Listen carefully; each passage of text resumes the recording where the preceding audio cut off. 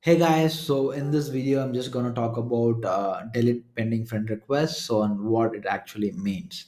If you go to your profile or facebook.com and click, you will see like delete pending friend request. Do you want to delete all pending friend requests at one go? So it will actually what we'll do is like whenever you click yes, delete all, it will go to outgoing and actually cancel all the friend requests which you have sent it previously, maybe a year ago or like 2 to 3 years ago. You have sent a friend request to a friend and they haven't accepted yet, so it will go in and just cancel all the friend requests which you have sent it already in your previously. So once it is finished, it will just close the tab and return back to the normal web page.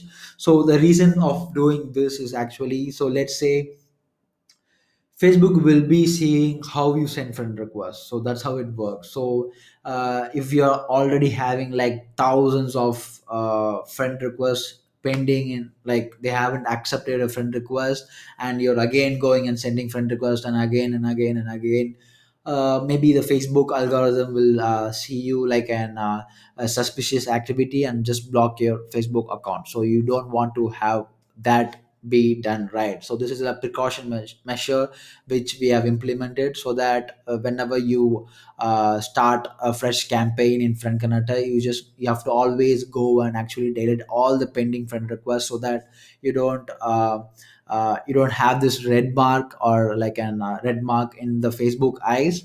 And you can actually uh, then go and start your friend connector campaign in groups or any other influencers profile. So I hope you understood what cancel, like delete all pending friend requests are. So let me know if you have any other questions, and see you guys in the next video. Bye bye.